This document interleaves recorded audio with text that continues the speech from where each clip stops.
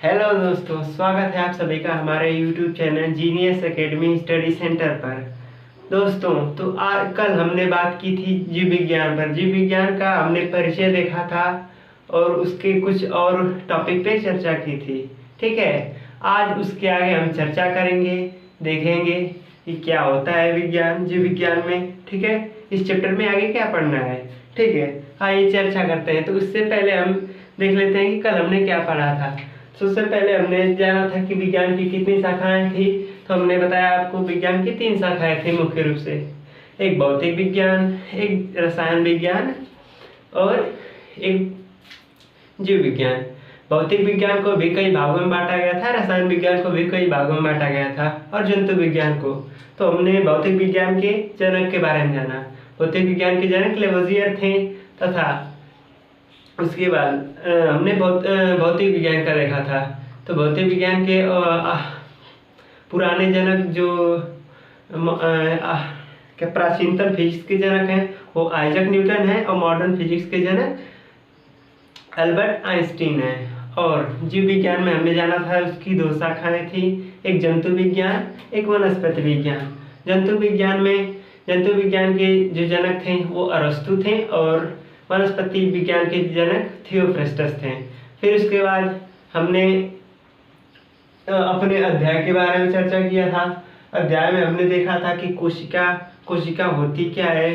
ठीक है, कोशिका की खोज किसने की थी। तो कोशिका की खोज रॉबर्ट हुक ने कार्क नामक एक छाल पर की थी, एक पादप के, जिसके बारे में हमने आपको समझाया था कि वह एक मधुमक्खी के छत्ते के समान थी। उसके बाद हमने देखा कि जीवित कोशिका और मृत कोशिका में अंतर क्या होता है। ठीक है, उसके बाद आइए हम आगे चर्चा करते हैं। तो आगे चर्चा करेंगे हम इस पर। ठीक है, फिर देखेंगे कि जीवित कोशिका की खोज किसने की थी। तो आइए देखते हैं जीवित कोशिका की खोज। लिखेंगे जीवित कोशिका की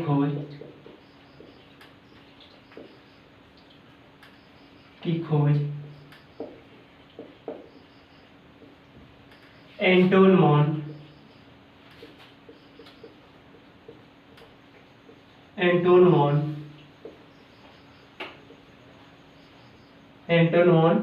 लीवेनहॉक।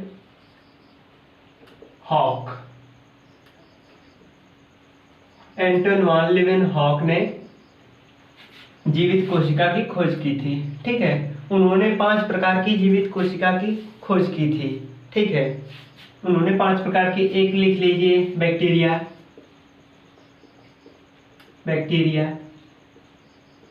ठीक है, प्रोटोजोआ। ठीक है, उसके बाद अंडाणु।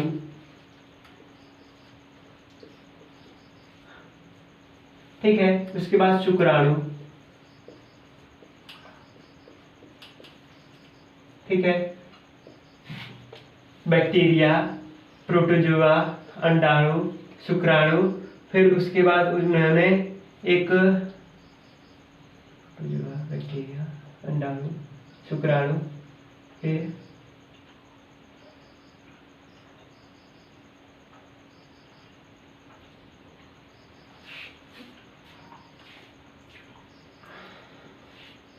हाँ, स्पर्मेटोजोआ।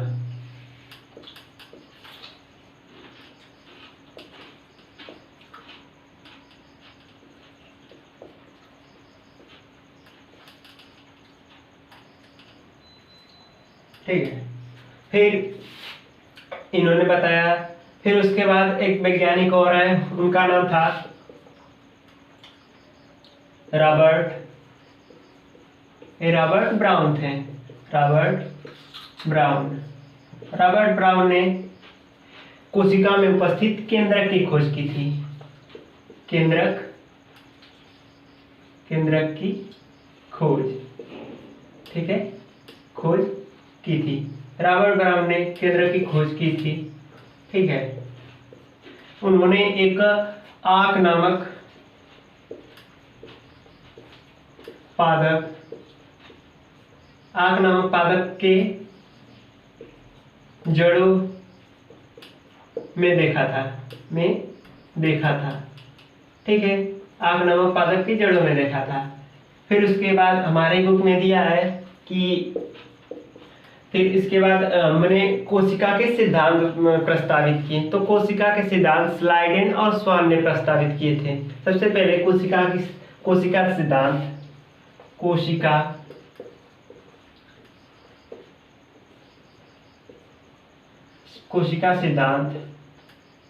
कोशिका सिद्धांत, ठीक है।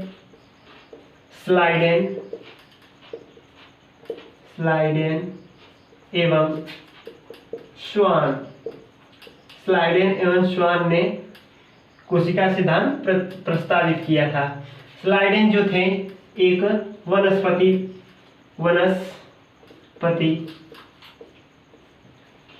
वैज्ञानिक थे, ठीक है, वनस्पति वैज्ञानिक। और जो स्वान थे वह जंतु वैज्ञानिक थे, ठीक है, जंतु वैज्ञानिक थे।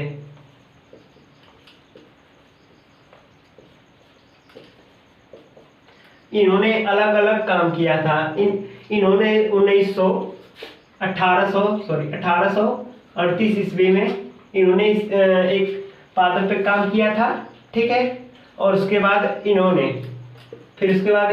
1839 में अपना काम को प्रस्तावित किया था। फिर इन वैज्ञानिकों ने देखा कि ये बताते हैं कि जो कोशिकाएं होती हैं, ठीक है, वो पूर्व स्थित कोशिकाओं से बनी होती हैं। तो फिर इसके बाद इन्होंने भी बताया कि जो कोशिकाएं होती हैं पूर्व स्थित कोशिकाओं से मिलकर बनी होती हैं। इन्होंने एक जंतु पादप कोशिका पर कार्य किया था, ठीक है। तो आप कहेंगे सर इन्होंने पादप कोशिका पर कैसे कार्य किया था, ये तो जंतु वैज्ञानिक थे। तो जंतु वैज्ञानिक होने का ये मतलब नहीं है कि आप पादप पे खोज नहीं कर सकते। इन्होंने पादप पे खोज किया, ठीक है। इन्होंने बताया कि जो पादप की कोशिकाएं हैं, ठीक है, वो उनमें कोशिका भित्ति पाई जाती है, और कोशिका झिल्ली भी पाई जाती है। फिर एक और जंतु पे इन्होंने अध्ययन किया। तो अध्ययन में पाया कि जो जंतु होते हैं उनमें कोशिका भित्ति नहीं पाई जाती है। तो इन्होंने ये बताया, ठीक है। इनके बाद फिर ये नहीं बता पाए कि जो कोशिकाएं हैं ये कैसे बनी होती हैं। कैसे बनी होने का अर्थ है कि कैसे वो उनकी उत्पत्ति कैसे हुई। तो बाद में एक वैज्ञानिक आए जिनका नाम था, आपके बुक में दिया है, रुडोल्फ विर्चो कह लीजिए या विर्चो कह लीजिए, ठीक है। इन्होंने एक कथन दिया, ओमनिस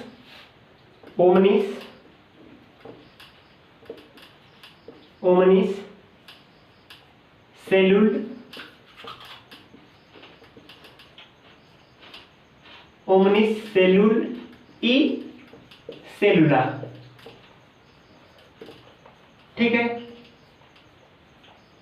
उन्होंने यह कथन दिया, ओमनिस सेलुल ए सेलुला, ठीक है। इसका शाब्दिक अर्थ होता है हमारी भाषा में कि जो नई कोशिकाओं का निर्माण है वो पूर्व स्थित कोशिकाओं से होता है, ठीक है। इन्होंने बताया कि कोशिका कैसे विभाजित करती है, ठीक है, और कहां से नई कोशिकाओं की उत्पत्ति होती है। फिर इसके बाद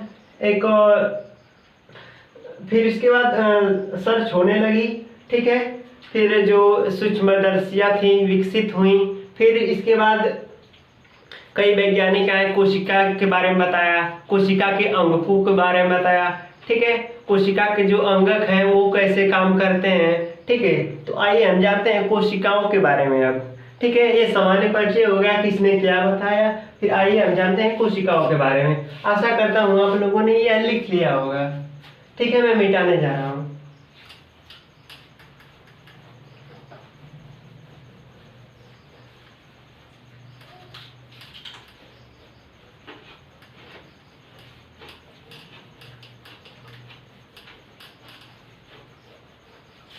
देखिए अब कोशिकाओं क्या है, अब कोशिका कितने प्रकार की होती हैं आइए हम जानते हैं। तो कोशिकाएं लिखेंगे, कोशिका मुख्य रूप से 2 प्रकार की होती हैं। कोशिका मुख्य रूप से 2 प्रकार की होती हैं। कोशिका मुख्य रूप से दो प्रकार की होती हैं, ठीक है। या इनको कहेंगे कि जो कोशिका से बने जीव होते हैं वो दो प्रकार के होते हैं, ठीक है।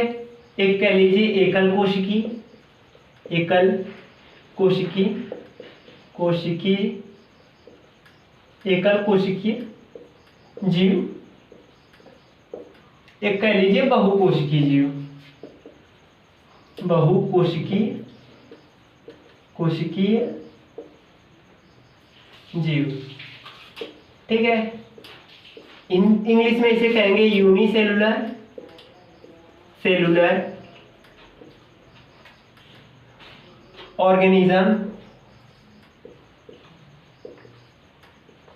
ठीक है। जीव को इंग्लिश में ऑर्गेनिज्म कह देंगे, इनको मल्टी सेलुलर, ठीक है, मल्टी सेलुलर ऑर्गेनिज्म, ठीक है। अब हमारे मन में प्रश्न आ रहा होगा कि ये यूनिसेलुलर क्या है, मल्टी सेलुलर क्या है। तो जैसे हम लोग हैं तो हमारा जो बॉडी है बहुत सारी कोशिकाओं से मिलकर बना होता है, ठीक है। तो हम आ जाएंगे मल्टी सेलुलर यानी बहुकोशिकीय, यानी बहु का मतलब होता है कई, यानी कई कोशिकाओं से मिलकर बना होता है, उसे बहुकोशिकीय कहते हैं। जैसे एग्जाम्पल लिख लीजिए, जैसे मानव, ठीक है, जैसे हम लोग, ठीक है, मानव हो गया। उसके बाद गाय लिख लीजिए, गाय, ठीक है, भैंस, ठीक है, कुत्ता, ठीक है, मछली, ठीक है। इस तरह आदि कर लेंगे जैसे हमारे जो दिखते हैं, ठीक है, जो जिन्हें हम आंखों से देख सकते हैं, यानी जो जीव हैं जिनमें जान है, ठीक है, वो क्या है, मल्टी सेलुलर है। एक एकल कोशिकीय क्या है, ठीक है, एकल कोशिकीय को देखते हैं, जैसे आपने सुना होगा बैक्टीरिया, ठीक है, बैक्टीरिया, बैक्टीरिया, टेरिया कह लीजिए चाहे टीरिया कह लीजिए, बैक्टीरिया, ठीक है। अमीबा, अमीबा का आपने नाम बहुत बार सुना होगा, अमीबा। पैरामीशियम, पैरामीशियम, ठीक है, पैरामीशियम आदि, ठीक है। ये ऐसे जीव हैं जो एक कोशिकाओं से मिलकर बने होते हैं और एक कोशिकाओं से अपने शरीर का निर्माण करते हैं और अपनी सारी प्रक्रियाएं करते हैं, ठीक है, बैक्टीरिया। अब देखिए, अब हमने क्या किया कि इनको बांटा, ठीक है, इनको बांटा, एकल कोशिकीय को बांटा, बहुकोशिकीय को बांटा, ठीक है। एकल कोशिकीय में दो प्रकार के हमने बांटा, ठीक है, एकल कोशिकीय में हमने दो प्रकार से बांट दिया, दो जगत में, ठीक है। एक मोनेरा जगत, मोनेरा जगत, ठीक है, एक बांट दिया प्रोटिस्टा जगत, ठीक है, प्रोटिस्टा जगत, ठीक है। और हमने बहुकोशिकीय जीवों को भी बांट दिया तीन भागों में, ठीक है। एक फंजाई,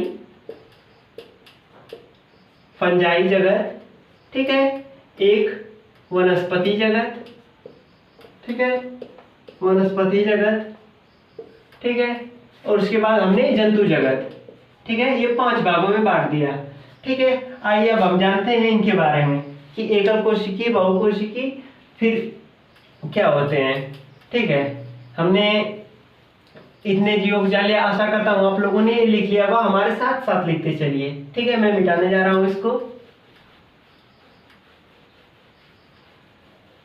ठीक है। अब हमने इसको किस आधार पे विभाजित किया था कि कोशिकाएं कैसी हैं, ठीक है, यानी कोशिका की संख्या के आधार पर हमने इससे विभाजित किया था। अब इसके बाद हम कोशिका को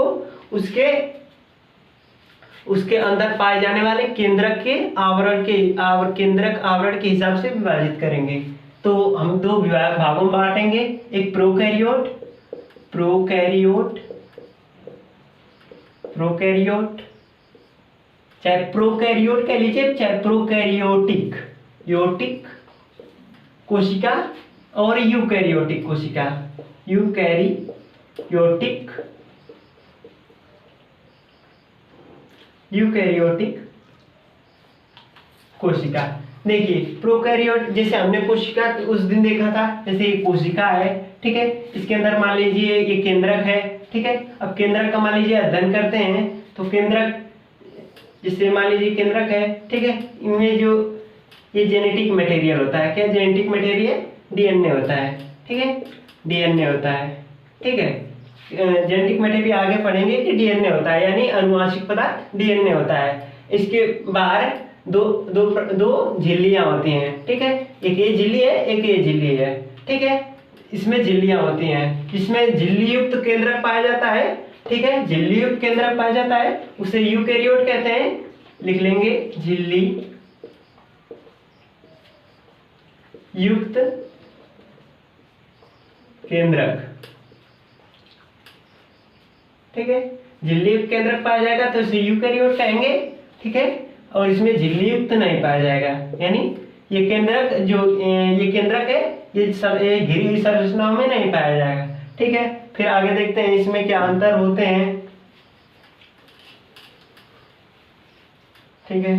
अब देखिए, अब हमने कोशिका के बारे में बात की थी, तो कोशिका में कई प्रकार के अंग मिलते हैं। आप कहेंगे सर अंग क्या होते हैं? तो कोशिका में पाए जाने वाले अंग जो कोशिका को एक सुचारू रूप से चलने के लिए, उसको कार्य करने के लिए जो चाहिए होते हैं अंगक, ठीक है, कोशिका अंगक। जैसे देख लीजिए ये कोशिका है, ठीक है, इस अगर यूकेरियोट कोशिका की बात करें, उसमें एक केंद्रक पाया जाएगा, ठीक है, इसमें लयनकाय पाए जाएंगे, ठीक है, इसमें इंडोप्लाज्मिक रेटिकुलम यानी अंतःप्रद्रव्य जालिकाएं, ठीक है, राइबोसोम पाए जाएंगे, ठीक है, राइबोसोम पाए जाएंगे, ठीक है, राइबोसोम पाए जाएंगे।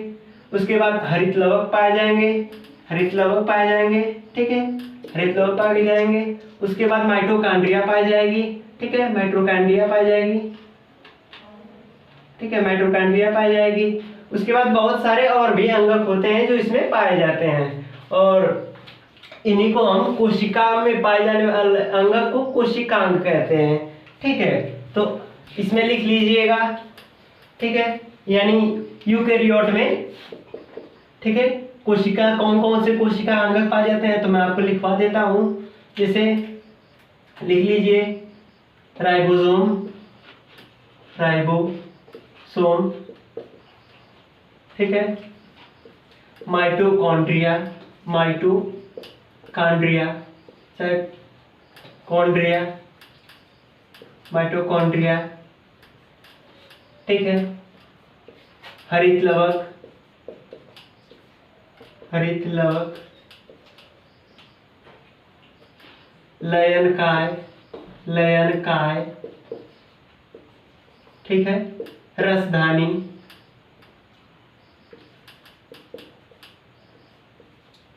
ठीक है, तारकेंद्र,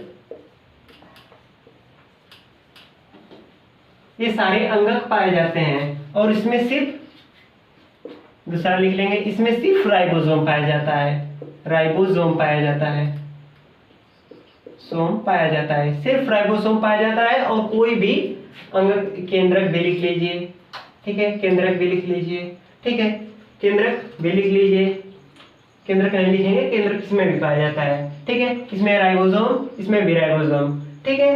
तो ये संरचनाएं पाई जाती हैं।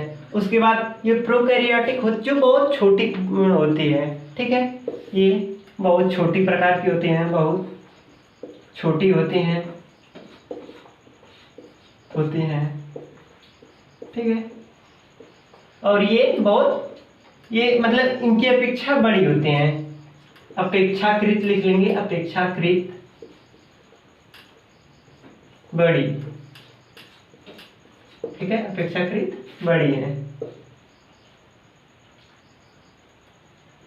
अपेक्षाकृत बड़ी है इनसे, ठीक है। इसके बाद और भी इनके बीच अंतर पाया जाता है, इसको हम कल देखेंगे। आशा करता हूँ आपको यह वीडियो पसंद आया होगा। अगर आपको यह वीडियो पसंद आया होगा तो आप इसे शेयर करें और हमारे चैनल को सब्सक्राइब करें, ठीक है, ठीक है बच्चों, धन्यवाद।